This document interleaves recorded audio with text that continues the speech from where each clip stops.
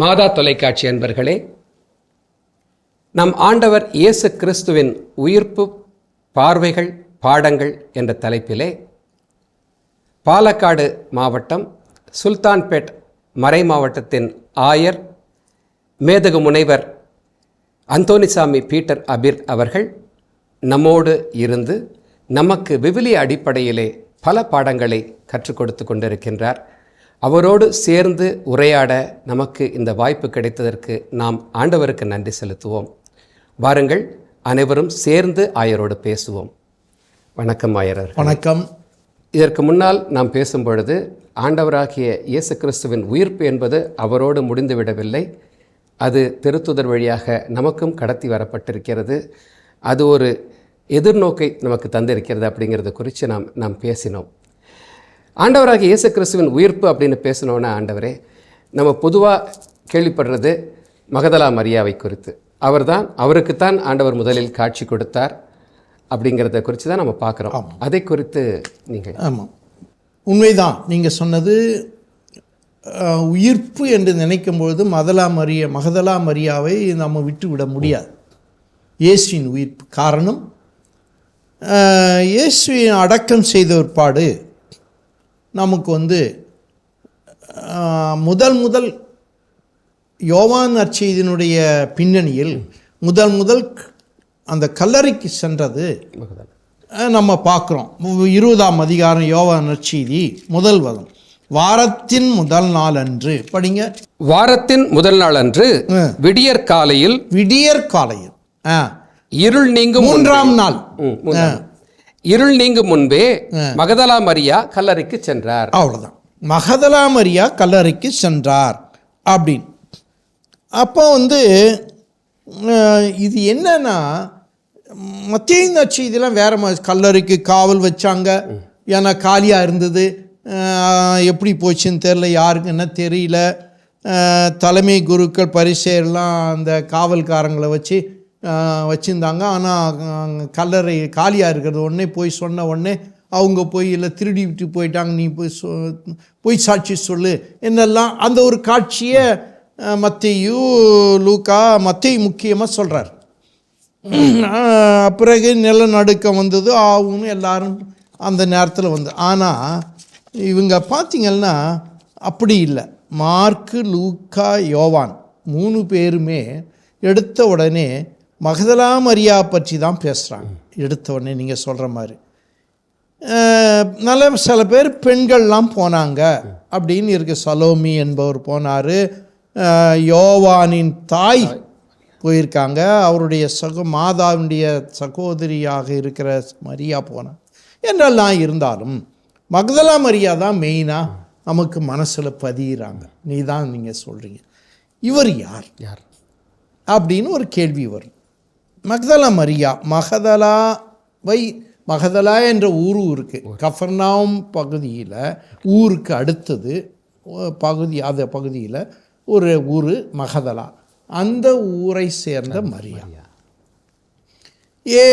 இப்போ லூக்கா நற்செய்தி 8 பார்த்தீங்கன்னா பெண் சீடர்களில் ஒருவராக இவர் இருந்திருக்கணும். அவர் பெண் சீடர்களை பற்றி, அந்த கலீலியாவிலிருந்து பின்தொடர்ந்து வந்த பெண் சீடர்கள் பற்றி பேசுகிறார். யார்? லூக்கா 8 அந்த பார்க்கும்போது அந்த சீடர்களில் ஒருவராக இருக்கணும். சரி, ஓகே. அடுத்தது 13 முறை இந்த மகதலா மரியா என்ற பெயர் வருகிறது பைபிளில். நற்செய்தி நூல்களில் எந்த திருத்தூதர்கள் பெயரும் இத்தனை முறை வரலப்பா. 13 முறை வருகிறது மகதலா மரியா. அந்த அளவுக்கு முக்கியத்துவம் வாய்ந்தவராக நம்ம பார்க்குறோம் மகதலா மரியா.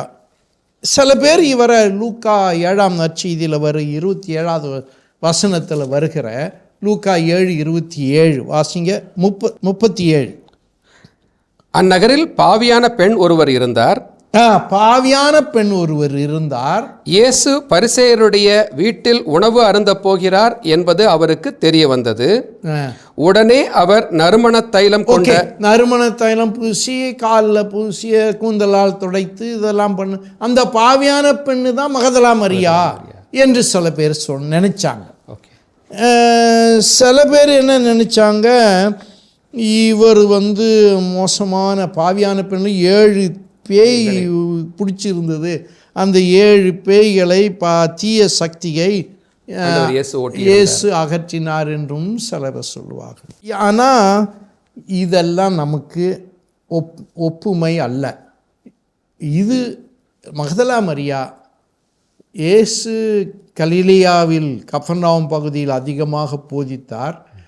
அதே மாதிரி நிறைய புதுமைகள் கலிலேயா கடலில் செய்தார், நிறையா போதிச்சார். அப்போது நிறையா ஆண்களும் பெண்களும் இயேசுவை பின்தொடர்ந்தார்கள், பெண் சீடர்கள் தொடர்ந்தார்கள் என்பது என்னுடைய பார்வை மட்டும் இல்லை, அதான் நான் பார்க்குறேன். அதில் ஒருவர் யார்? மகதலா மரியா இயேசுவை பின்தொடர்ந்து அவருக்கு ஒரு சீடராகவே இருந்தவராக தான் இருந்திருக்க வேண்டும். அதனால்தான் இயேசுவின் அந்த சிலுவையில் அவர் பாடுபட்டு சிலுவையில் தொங்கிய பொழுது கூட மாதாவோடு அவர் இருந்ததாக சில நற்செய்தியாளர்கள் கூறுகிறார்கள். ஒத்தமை நற்செய்தியெல்லாம் சொல்லுது. ஆகவே இப்படிப்பட்ட அந்த மகதலா மரியா இயேசுவின் மேல் ஆர்வம் கொண்டவர், அக்கறை கொண்டவர், விசுவாசம் கொண்டவர். ஆனால் இயேசு மானிட மகன் அல்ல, இறைமகன், இவர்தான் நம்முடைய மீட்பர் என்றெல்லாம் விசுவசித்தவர். ஆனால் இறந்த பொழுது, அடக்கம் செய்யப்பட்ட பொழுது அவர் அந்த கல்லறையை கண்டவர். அதனால் அவர் அந்த இயேசுவின் மேல் உள்ள ஒரு பற்றுதலால் அந்த கல்லறைக்கு போய் அவரை போய் கல்லறையை பார்க்கணும். கல்லறையில் போய் அந்த நம்ம ஊர் வழக்கப்படி வத்தி வைக்க மெழுகு திரியாத்துறதெல்லாம் இருக்கு இல்லையா, சூடம் இந்த மற்ற சாம்பிராணிலாம் போடுறது, அந்த மாதிரி இவர் அந்த ஊர் வழக்கப்படி போகிறார். அப்போது அங்கே போனால் கல்லறை காலியாக இருக்கிறது.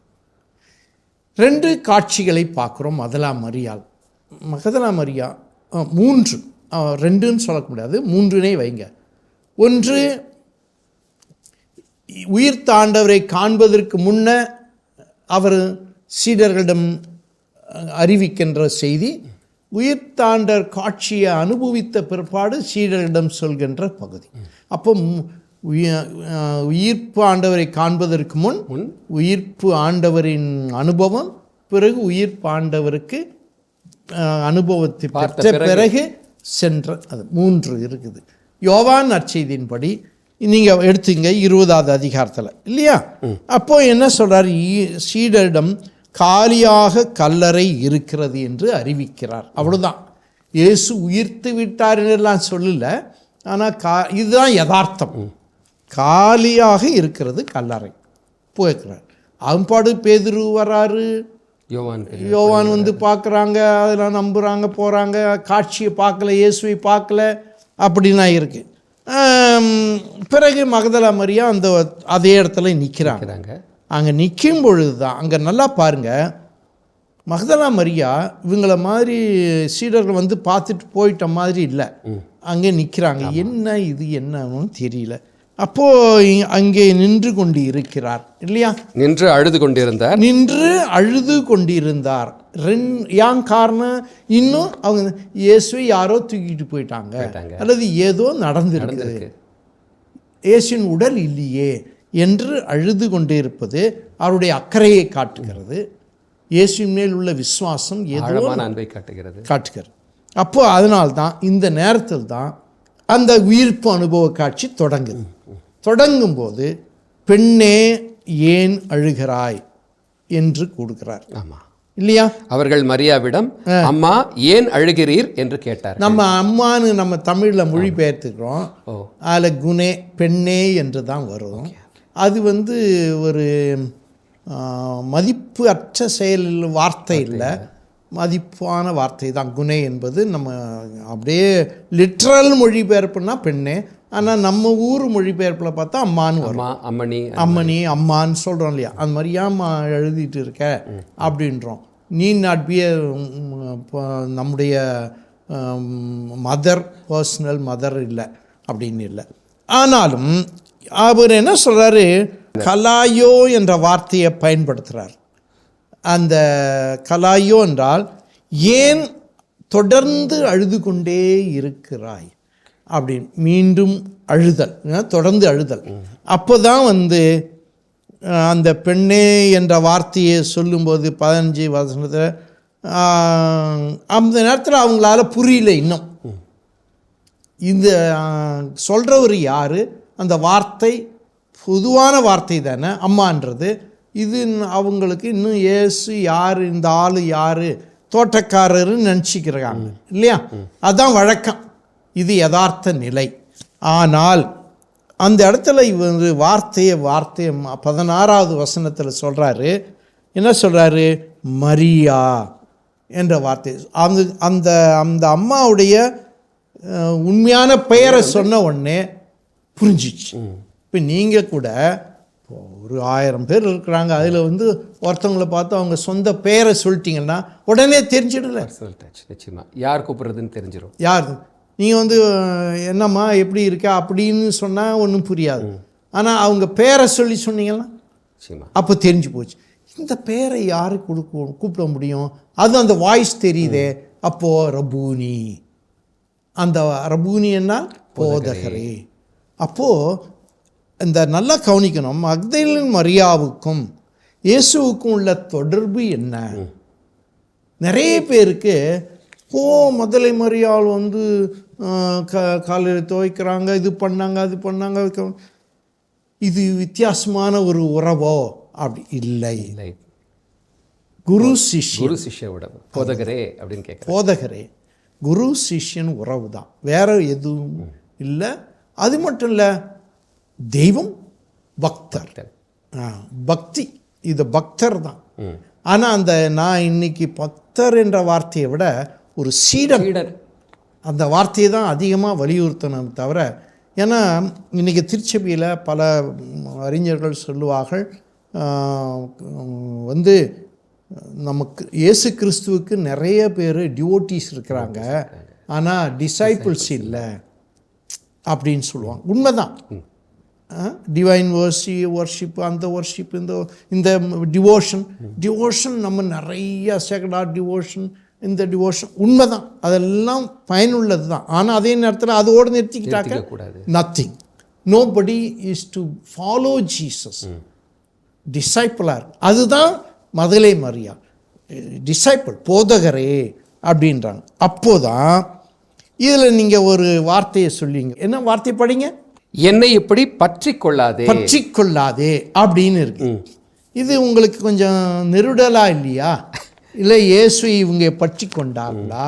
இது எப்படி, என்ன பொருள்? நிச்சயமா அதில் ஒரு சந்தேகம் இருக்கு இல்லையா? அது என்ன பற்றி கொள்ளாதே, நான் என் தந்தையிடம் இன்னும் செல்லவில்லை, நான் என் தந்தையிடம் இன்னும் செல்லவில்லை அப்படின்னா என்ன அப்படின்னு புரியும் உங்களுக்கு. லூக்கா நற்செய்தி 20:40 எடுங்க. இறந்தோர் உயிருடன் எழுப்பப்படுவதை பற்றி மோசே முட்புதர் பற்றிய பகுதியில் எடுத்து கூறியிருக்கிறாரே, அங்கு அவர் ஆண்டவரை ஆபிரகாமின் கடவுள், ஈசாக்கின் கடவுள், யாக்கோபின் கடவுள் என்று கூறியிருக்கிறார். அவர் இறந்தோரின் கடவுள் அல்ல, மாறாக வாழ்வோரின் கடவுள். ஏனெனில் அவரை பொறுத்த மட்டில் அனைவரும் உயிருள்ளவர்களே என்றார். மறைநூல் அறிஞருள் சிலர் அவரை பார்த்து, போதகரே, நன்றாக சொன்னீர் என்றனர். அதன் பின் அவர்கள் அவரிடம் எதையும் கேட்கல. அங்கே உயிர்ப்புனா என்னன்றதை தெளிவுபடுத்திட்டாரு. ஆனால் இங்கே அந்த ஒரு இறையியல் பார்வையில் மட்டும் பார்க்கலாமா இந்த அம்மா என்ன பண்ணியிருக்குதுனாக்க, அந்த ஒரு எமோஷன், நம்ம போதகரை கண்டுவிட்டேனே, உயிர்த்த ஆண்டவரை கண்டுவிட்டேனேன்றதை விட போதகரை கண்டுவிட்டேன் என்று அவரை பற்றி கொள்ள ஒரு தொட்டு பார்க்க ஒரு ஆவல் அந்த நேரத்தில். இப்போ பாருங்க, ஏன் இது பற்றி கொள்ள வேண்டாம் அப்படின்னு சொல்றாருங்க இல்லையா? அதெல்லாம் இல்லை, வேண்டாம். தோமையார்ட்ட சொன்னார், தொட்டு பாருனார். அங்கே வேற கான்டெக்ஸ்ட், இங்கே வேற கான்டெக்ட். இங்கே என்னன்னா, இதுவரையிலும் மக்தலேன் மரியாள் இயேசுவை தான் திரும்ப பார்க்கின்ற ஒரு போதகராக பார்க்கிறாரு தவிர உயிர்த்த ஆண்டவராக இன்னும் காணவில்லை. அந்த நேரத்தில் தான் இயேசு சொல்றாரு, இல்லை, இது அங்கே சொல்கிறார், நல்லா படிங்க அந்த இடத்துல. என்னை இப்படி பற்றி கொள்ளாதே, நான் என் தந்தையிடம் இன்னும் செல்லவில்லை. அதாவது பற்றி கொள்ளாதே என்று சொல்லும் பொழுது என்னுடைய பொருள் என்னன்னா, நல்லா கவனிச்சிக்கணும். மே மூ அப் து அப்படின்றது கிரேக்க வார்த்தை. மே மூனா என்னை, நீ மூ அப் து அப்படின்றது தான் அந்த வார்த்தை. அது என்னுடைய லிட்ரல் சென்ஸ் என்ன, ஸ்டாப் டச்சிங் மீ. ஓகே, என்னை தொடுவதை நிறுத்து அப்படின்றது தான். என்னை தொடுவதை நிறுத்து, அதாவது அவரை தொட முயற்சிக்கிறார். அப்போ இயேசு அதை தடுக்கிறார், அதான் அர்த்தம். ஓகே, அவரை தொடுவதை. ஏன் தொடுவதை? ஒரு உண்மையான ஆளா, இறந்து போயிட்டார, அப்புறம் எப்படி நான் பார்க்குறேன்? அப்போ நீங்கள் நிறைய பேர் சொல்லுவோம் இல்லையா, நம்ம கூட ஒன்று கிள்ளிப்பாரு, உண்மையா அதுன்னு தெரிஞ்சுக்கிறதுக்காக சொல்கிறாங்க இல்லையா. அந்த மாதிரி தான் என்னை இங்கே பற்றி கொள்ளாத மொழிபெயர்க்கணும் தவிர, என்னை தொடுவதை நிறுத்து அல்லது தொட முயற்சிப்பதை நிறுத்து. அப்போது இப்போ தான் மதலே மரியாவுக்கு புரியுது, இது நான் பார்ப்பது போதகர் தான், ஆனால் உயிர்த்த ஆண்டவர். பற்றி கொள்ளாதே என்ற வார்த்தை நமக்கு ஏன் இப்படி வருதுன்னா, இந்த செப்துவாஜென்ட்ன்ற மொழிபெயர்ப்பு ஒன்று இருக்குது, 70 பேர். அதில் கிரேக்கம் அந்த பைபிளில் என்ன வந்திருக்குன்னா, அப்தேஸ்தாய் அப்படின்னு, அப்து என்பதை அப்தேஸ்தாய் என்று அவங்க போட்டிருக்காங்க. அதை பின்பற்றி பிற்காலத்தில் மொழிபெயர்க்கும் போது அது லத்தீனில் வந்ததுனால, லத்தீன்லேருந்து மொழிபெயர்த்தனால என்னை பற்றி கொள்ளாதே வந்தது. இப்போ நம்ம கிரேக்கத்தில் நேரடியாக பார்க்கும்போது இது போடணும். ஆனால் அந்த ஜனங்க மத்தியில் இது தொடுவதை நிறுத்து என்று சொன்னால் புரியாதுன்னு பழைய வார்த்தையை போட்டிருக்காங்க. அதனுடைய பொருள் என்னன்னா, என்னை நீ இப்படி பற்றி கொள்ள அல்லது தொடுவதை முயற்சிக்காதே, நிறுத்தாதே. ஏன்னா நான் இப்போது வேற உயிர்த்த ஆண்டவர், இன்னும் நான் தந்தையிடம் போகவில்லை என்பது வேற விஷயம், அதிக காரணமே வேற. ஆனால் இது பற்றி கொள்ளாதேன்னா only he wants to say, நல்லா கவனிங்க, ஜனங்க மத்தியில் நம்ம புரிஞ்சுக்கணும். நான் இப்பொழுது 30 ஆண்டுகள் 33 ஆண்டுகள் வாழ்ந்த அந்த உடல் இங்கே வித்தியாசமான உடல்.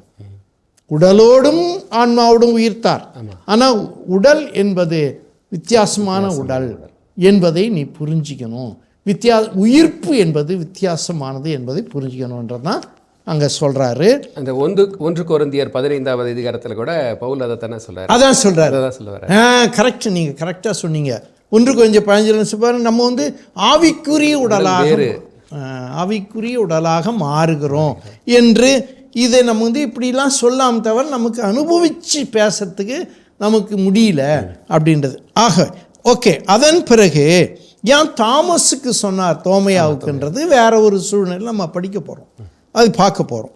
ஸோ இந்த பின்னணியில் என்னை தொடு நிறுத்தி நான் இன்னும் அங்கே போகணும் அப்படின்றார். என்னை தொடுவதை பற்றி கொள்வதை முக்கியமல்ல, மாறாக நீ கண்டதை அறிவிப்பது தான் முக்கியம். நம்முடைய வாழ்க்கையில் நாம் ஜெபிப்பதும் நாம் தியானிப்பதும் இதெல்லாம் முக்கியம். ஆனால் அதோடு நின்று கூடக்கூடாது.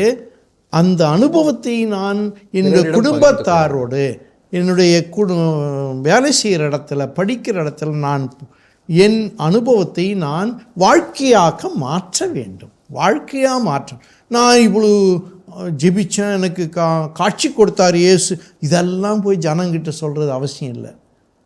இயேசு காட்சி கொடுத்துருக்கலாம், உங்களுக்கு எல்லாம் செய்யலாம். அதை நீ என்ன செய்யணும்? வாழ்வாக மாற்று. அதுதான் இங்கே சொல்கிறது. அப்புறம் நான் இன்னும் தந்தையிடம் செல்லவில்லை அப்படின்னா என்ன? தந்தையிடம் செல்வது என்பது விண்ணேற்படை.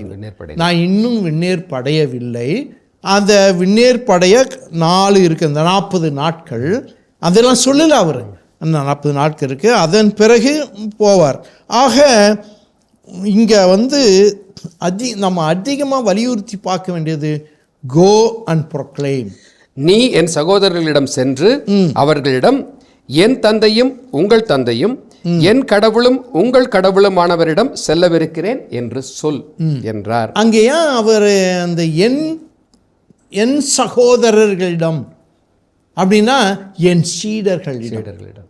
அந்த என் வார்த்தையை என் சகோதரர்களிடம் சகோதரிகளிடம் பொதுவாக சொன்னாலும் என் சகோதரனா என் சீடர்களிடம், உன்னை போல இருக்கிற என் சீடர்களிடம். அப்போதான் வந்து என் சகோதரன் சொல்லு என் சொல்ற என் கடவுளும் உங்கள் கடவுளும், என் தந்தையும் உங்கள் தந்தையும், என் கடவுளும் உங்கள் கடவுளும். அப்போ இங்கே நல்லா புரிஞ்சுக்கணும், ஏன்டா இயேசு இந்த என் உங்கள் பேச்சுனா இங்கே வலியுறுத்துறா, கடவுள் எல்லாருக்கும் உரியவர், கடவுள் எல்லாருக்கும் உரியவர், என் கடவுள் மட்டுமல்ல உங்கள் கடவுள். ஒரு அஷ்யூரன்ஸ் தராரு.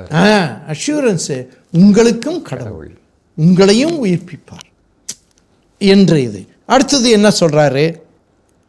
சீடர்கள் ஆண்டவரை கண்டேன், இவர் போய் சொல்றார். மகதலா மரியா சீடரிடம் சென்று நான் ஆண்டவரை கண்டேன் என்றார். ஆண்டவரை கண்டேன் என்று தான் சொல்றார், தவிர ஆண்டவரிடம் பேசினேன் இவர் இதெல்லாம் சொன்னாரு அப்படிலாம் சொல்ல. ஆண்டவரை கண்டேன். பாருங்க, அந்த ஆண்டவரை கண்டேன் என்பதே மிகப்பெரிய ஒரு அறிவிப்பு, மிகப்பெரிய ஒரு ப்ரொக்ளமேஷன். அப்படின்னா நற்செய்தி அறிவிக்கிறது. அது ஒரு சும்மா அனௌன்ஸ்மெண்ட் அல்ல. ஏன்னா ஆண்டவர் என்பது உயிர்த்த ஆண்டவருக்குரிய வார்த்தை. இது இயேசுவை ரெண்டு விதமாக பார்க்கலாம். ஒன்று, இயேசு வந்து நாசரேத்து இயேசுவாக பார்க்கிறோம், இயேசுவை உயிர்த்த ஆண்டவராக பார்க்கிறோம். கிரைஸ்ட் ஆஃப் ஃபெய்த், மானிட மகன் இறைமகன். அந்த மாதிரி இது ஒன்று எப்படின்னா வரலாற்று இயேசு, உயிர்த்த இயேசு, அந்த விசுவாசத்தின் இயேசு. அப்போ நான் இயேசுவை அனுபவிக்கிறேன் என்றால் என்னுடைய நம்பிக்கையின் அடிப்படையில் கடவுள் எனக்கு காட்சி கொடுக்கிறார் இல்லையா? என் ஆண்டவர், என் ஆண்டவர். அப்போ ஆண்டவர் என்ற அந்த கியூரியோஸ் என்ற வார்த்தை திருச்சபையில் இயேசு உயிர்த்த பிற்பாடு அதிகமாக வந்துடுச்சு. அதனால்தான் என் ஆண்டவர். அப்போ அவர் சொல்லுவார் இதில் யோவான் நற்செய்தியில் காலடிகளை கழுவுகின்ற சூழலில் கூட உங்கள் ஆண்டவரும் போதகருமான நான் உங்களை கழுவுகிறேன் என்றால் அப்படின்லாம் வரும். சரி, இங்கே வந்து ஆண்டவரை கண்டேன் என்று உயிர்த்த ஆண்டவரை கண்டேன். அப்போது இது வந்து வழக்கமாக இயேசு உயிர்த்த பிறகு கிறிஸ்துவ மக்களிடையே புழங்கிய ஒரு வார்த்தை தான் கியூரியோஸ், ஆண்டவர். அதுதான் இங்கே நம்ம புரிஞ்சுக்கணும். ஸோ காலியான கல்லறையை கண்டவர் உயிர்த்த ஆண்டவரையும் கண்டார். உயிர்த்த ஆண்டவரை கண்டவர் சீடர்களை கண்டு அறிவிக்கிறார். அப்படின்னு மூன்றாம் பகுதி. அப்போது அதனால்தான் மகதலேன் மரியாள் மிகப்பெரிய ஒரு திருத்தூதர். ஏன்னா இயேசு உயிர்த்தாண்டவரை காண்பதற்கு முன்பும் அறிவிக்கிறார், உயிர்த்தாண்டவரோடு சேர்ந்த அந்த அனுபவத்தை பெற்று அந்த அனுபவத்தை போய் அறிவிக்கிறார். அதனால தான் திருத்தந்தை பிரான்சிஸ் அவர்கள் 2016 அக்டோபர் மாதம் 6ஆம் தேதி ஒரு திருமடல் அனுப்பியும் பொழுது அவர் சொல்கிறார், மகதலேன் மரியாள் திருத்தூதர்களுக்கெல்லாம் திருத்தூதர், அப்போஸ்டல் ஆஃப் அப்பாஸ்டல்ஸ் என்று சொல்கிறார். இப்போ இதில் மகதலேன் மரியாள் காட்சியை வந்து உயிர்ப்பின் முதல் காட்சி என்று சொல்லாமா?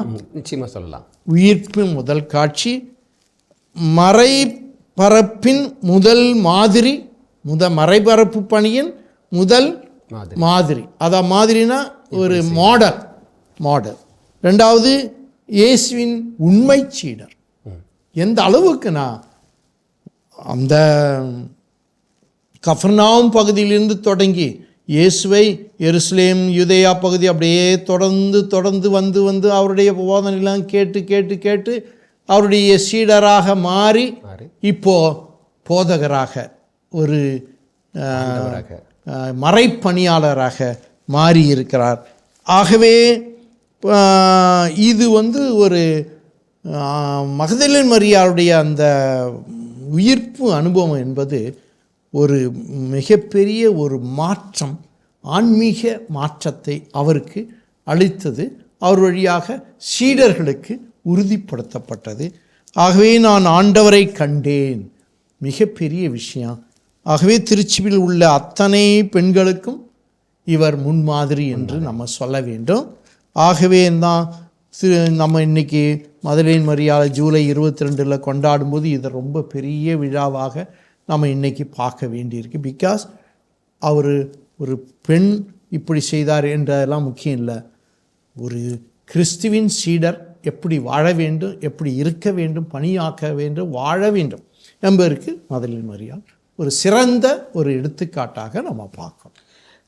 இப்போ இந்த இடத்துல மகதலா மரியாவை குறித்து நம்ம இந்த விவிலியத்தில் என்ன சொல்லியிருக்குங்கிறத பற்றி நான் பார்த்தோம். இப்போ இந்த பாஸ்கு காலத்தில் திரு அவை மகதலா மரியா வழியாக திரு அவை உறுப்பினர்களாக இருக்கிற நமக்கு என்ன சொல்லுகிறது? ஆமாம், இதே தான். நீ இயேசுவை அனுபவிக்க வேண்டும், அறிவிக்க வேண்டும். இயேசுவை அனுபவித்தால் தான் அறிவிக்க முடியும். அல்லனா அந்த அறிவிப்பு வெறும் அர்த்தம் இல்லாமல் இருக்கும். ஆனால் அனுபவம் வழியாகத்தான் எதையுமே மதலேன் மரியாள் அறிவித்தார்கள். அதான் அப்போ அவருடைய அனுபவம் அவருடைய மகதலா ஊர்லே தோக்குது. இயேசுவை பற்றிய அனுபவம் அப்படியே வந்து இது ஒரு கிளைமேக்ஸுக்கு வருது. ஆண்டவரே, நீங்கள் சொன்னீங்க மகதலா மரியா 3 பகுதியாக மகதலா மரியாவுடைய விசுவாசத்தை நாம் பார்க்கலாம்னு. முதலில் அவர்கள் சென்று பார்த்தது ஒரு காலியான கல்லறை, அதை மட்டும் தான் அவங்க பார்த்தாங்க. இரண்டாவது இயேசு அனுபவம், உயிர்த்த ஆண்டவர் இயேசுவின் அனுபவம் அவங்களுக்கு கிடைச்சது. மூன்றாவதாக உயிர்த்த ஆண்டவர் தனக்கு கிடைத்த அனுபவத்தை அந்த சீடர்களோடு அதை கூறினார் அப்படின்னு சொன்னீங்க. இது ஒரு அருமையான பகிர்வு. ஏன்னா திருத்துதர்களுக்கு கிடைக்காத ஒரு பெரிய வாய்ப்பு. இதில் இன்னொன்று, முதல் பகுதியில் காலியான கல்லறை கண்டது மட்டும் இல்லை, கண்டு அதை ஆமாம் திருத்துதர்களுக்கு அறிவிக்கிறார். நிச்சயமாக திருத்துதர்களுக்கு அவரோடு 3 ஆண்டுகள் தொடர்ந்து திருத்துதர்களாக இருந்தவர்களுக்கே கிடைக்காத ஒரு அருமையான வாய்ப்பு மகதலா மரியாவுக்கு கிடைத்தது அப்படின்னு சொல்லியிருக்கிறீங்க. நற்செய்திகளில் 13 இடங்களில் மகதலா மரியா அப்படிங்கிற வார்த்தை வந்திருக்குது என்றால் அவருடைய பணி எந்த அளவுக்கு ஆழமான பணி அப்படிங்கிறத சொல்லியிருக்கீங்க. அவர்களுடைய பணியைப் போலவே நம்முடைய வாழ்க்கையும் நாம் பெற்றுக்கொண்டதை மற்றவர்களுக்கு அறிவிக்க வேண்டியது நம்முடைய பணியாக இருக்கிறது அப்படிங்கிறத சொல்லியிருக்கீங்க. மிகுந்த மகிழ்ச்சி. மாதா தொலைக்காட்சி அன்பர்களே, நாமும் மகதலா மரியாவை போல மாற கடவுள் நமக்கு மீண்டும் ஒரு வாய்ப்பை இந்த பாஸ்கு காலத்தில் தருகிறார். நாம்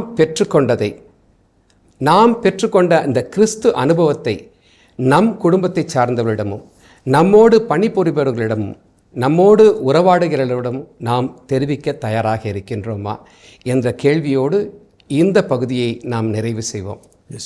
இயேசுவுக்கே புகழ், இயேசுவுக்கே நன்றி, மரியே வாழ்க.